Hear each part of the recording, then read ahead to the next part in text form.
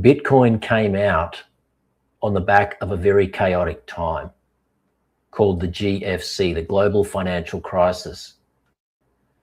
The fall of Lehman Brothers in September 2008 sent shockwaves around the world. But in October 2008, there was a white paper, a 9-page document that was issued to a small forum group by this anonymous figure called Satoshi Nakamoto. And here we are 16 years on, and this protocol that was gifted to the world, and we don't know who Satoshi is. We can speculate, but we don't know, and many believe that Satoshi is no longer with us. But the reality is that we don't need to know.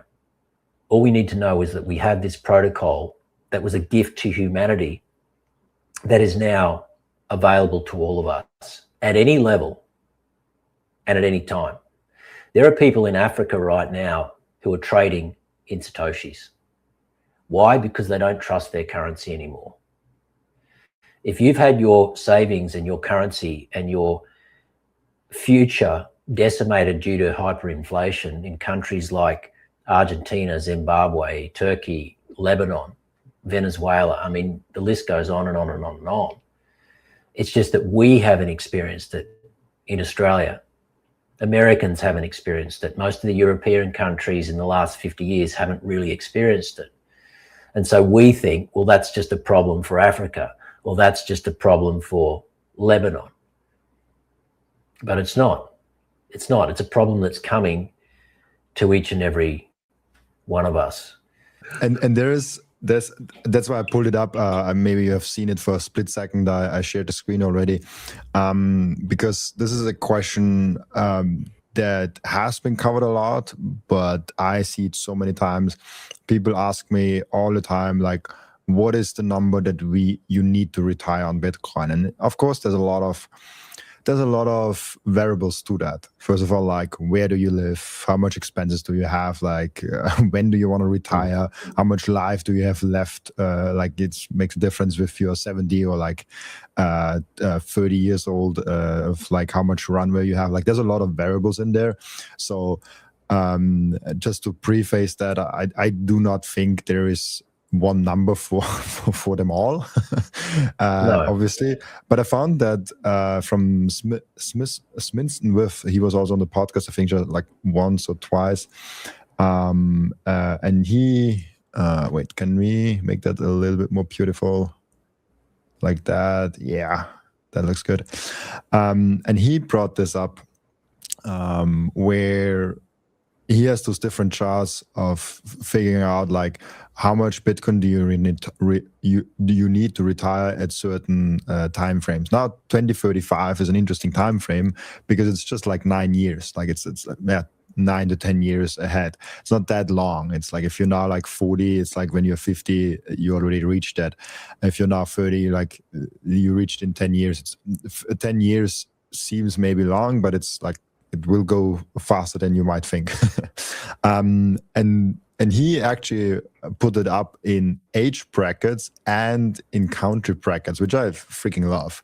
And so I just wanted to bring that up as maybe as a guide to the question that I will ask you with, like, how do you tackle the question of how much Bitcoin you need to retire? Like, what is your framework to think about how many Bitcoin I might need to retire and at certain ages?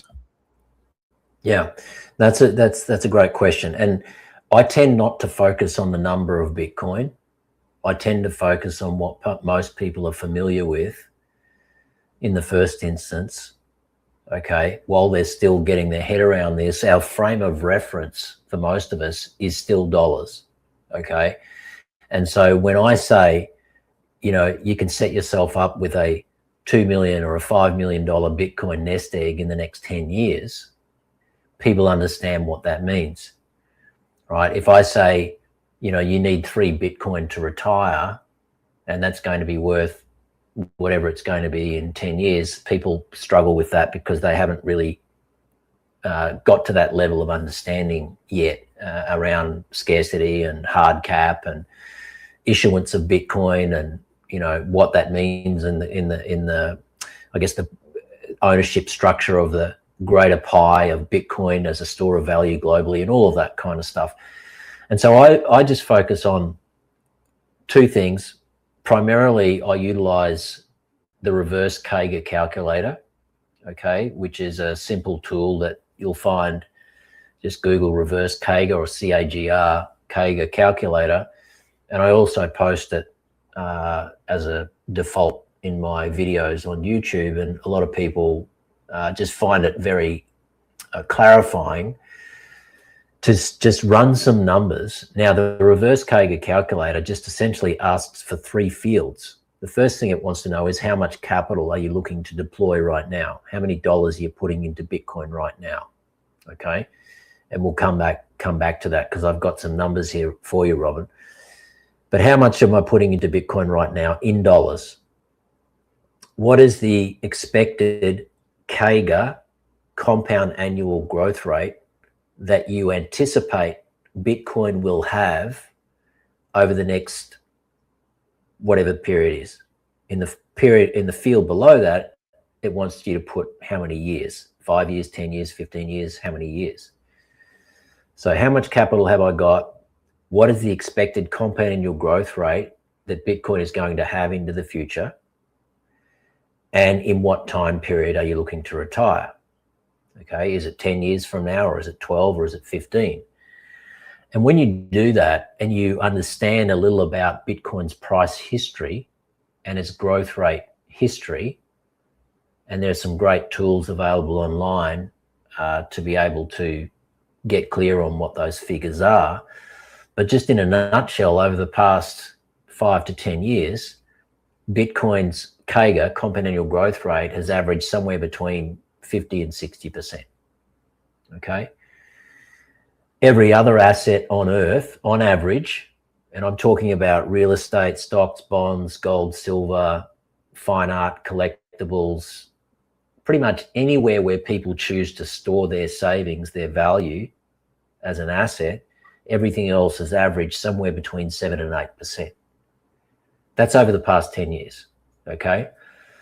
Now, we know that past history does not always guarantee future results, okay, in anything. But we know that the future usually rhymes with the past. There's usually some pattern that resembles what is going to happen in the future. And so I don't buy the argument when people say, oh, yes, but Bitcoin, its time is up. People who got in then, they were very lucky. And this 50 to 60% compound growth rate, well, that can't continue. Who says? Who says? When we are less than 5% adoption globally, right? And you understand that Bitcoin is a fixed, finite, hard cap monetary instrument that the world is going to need heading into this period of extended inflation, AI, all of the stars are aligning that are going to compel people to want to move to store of value assets that they can trust. Now, forever, for centuries and even 5,000 years, that system of money has always been gold. But in the digital age, you have to start rethinking that. Now, I'm not saying that gold's not a bad place to park your long-term savings. I mean, gold's done a tremendous job over the years of holding value over very long periods of time. But if you compare it to Bitcoin, there's really no comparison. And the other thing to keep in mind is that Bitcoin, unlike gold, it is absolutely scarce, whereas gold does have historically a 2% inflation rate. And as we're seeing this year, gold's price is up about 150, year to date, it's up about 70%, I believe, up to about $4,400 US. And so gold over the past 12 months has really outperformed Bitcoin by a lot. I mean, Bitcoin is down about 4 or 5% for the past 12 months. But getting back to your question, how all of this ties into how much you need to retire, what I like to do is just give people a bit of a understanding of what the landscape looks like in terms of most people, what they retire with in terms of their superannuation. In Australia, it's somewhere between $300,000 and $400,000 that people age 60 to 64, that's how much they have in their 401k or their superannuation. That's it. And they're expected to live for the next 25 to 30 years off that $300,000 to $400,000. Now, it might be okay if you want to go camping, right, and not really travel the world and go skiing and go to nice shows and nice restaurants, and you're debt free and maybe just want to live a very simple life. Maybe that will get you there. But for most people, it's simply not going to be enough. And so if you look at CAGR and if you start working with some numbers and you say, let's take an example. If you were to deploy today $50,000 as an example, and most people of my age group, if we've done even a half of the right things over the past 30 or 40 years, we would be able to access $50,000 in some way. Most people, not everybody, but most people in this country. $50,000, if we know that Bitcoin's compound annual growth rate over the past 10 years has been up 50 to 60%, and if you forward project that out using the reverse CAGR calculator, $50,000 at 50% CAGR in 12 years' time would be $6.5 million. Okay. Now, even with inflation, even if inflation was running at 10, 12% in real terms due to money printing, even if it was 15%, even if it was 20%, you're still going to far outpace inflation in terms of what your nest egg is going to look like when you get there in 12 years' time. So $50,000 today at 50% compound annual growth rate in 12 years would be $6.5 million. Okay. If you looked at that and said, well, I want to be a little more bearish. I think that Bitcoin's price growth is going to level out a little bit. I want to be a little bit more conservative. And you brought it down to 40%. $50,000 at 40% in 12 years is about $2.8 million. And so all of this really then comes back to a question of how much am I going to need? How much am I going to need? And that is a question that is very difficult because individual to individual, it really depends on a lot of things, right? But what I do know is that whether it's 2 million, 3 million, 5 million, 6 million, 10 million, 100 million, if you're starting from a relatively low base, if you're on path to have what the average Australian has, which is only $300,000 or $400,000 in your retirement account, and you are 10 to 12 to 15 years away from wanting to retire, then right now you can make a decision to get yourself into a position where you are likely to be financially free in the next, 10 to 12 years. But you have to act now, because it's no good doing this when you get to the age 60, because then it's too late. Because what Bitcoin does, it's the ultimate way to store your value for the simple reason that it compounds over time due to its scarcity. It just keeps compounding. And I think it was Albert Einstein who referred to compound growth as like the eighth wonder of the world. The longer you have your money compounding over a period of time, the longer that you have your capital exposed to that growth, the more exponential that growth becomes. So look, I tend to just help people to get some clarity, usually based on their situation. Most people I talk to, Robin, they have access to a couple of $100,000, maybe up to $400,000 or $500,000 in savings or capital, be it inside superannuation or outside superannuation. Sometimes it's a husband and wife who go and combine their superannuation accounts, and they go and set themselves up in this country with what's known as an SMSF, which is a self-managed super fund. All right. And when you have a self-managed super fund, basically the government says to you, we trust you to go and take care of your own retirement savings, but we need to check on you every 12 months to make sure that you're doing it right, to make sure that you're not spending the money and doing things that you shouldn't be doing before retirement age.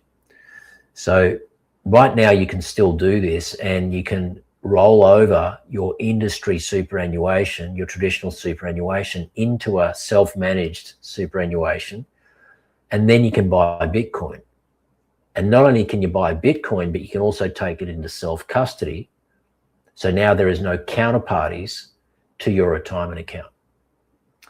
And for some people, they're putting in $50,000. For others, they're putting in $500,000. I spoke with a guy a couple of weeks ago. He's deploying about $1 million straight into Bitcoin, a property developer. So, you know, that end game, that end goal that we all have is very, very different. I like to focus on $5 million because I believe that most people who start now, who have access to $100,000 up to maybe $200,000 or $300,000, if Bitcoin's historical growth does anything like what it's done in the past, if it continues at anything like that into the future, then people are going to be in a fantastic position in a decade or just over a decade. And $5 million, I think, for most people would represent a very comfortable retirement, not because of the $5 million per se when you get to retire. It's more so that if that $5 million is in Bitcoin, and even if you were to sell down $1 million worth of that to go and fund your lifestyle for 5 years, you wanted to travel, maybe pay down some debt, maybe take care of your kids or help them buy a house or whatever it might be. If you still got $4 million sitting in your retirement account in Bitcoin, even if Bitcoin's compound annual growth rate drops to what Michael Saylor predicts, which is 29-30% over the next 20 years, while you're out enjoying yourself around the world, right, because you're spending $1 million of your Bitcoin stack funding your retirement, that $4 million sitting in Bitcoin doing its 25-30% CAGR, that then turns into something like $15 million in the next 5 years. And this is how people start to create a financial legacy.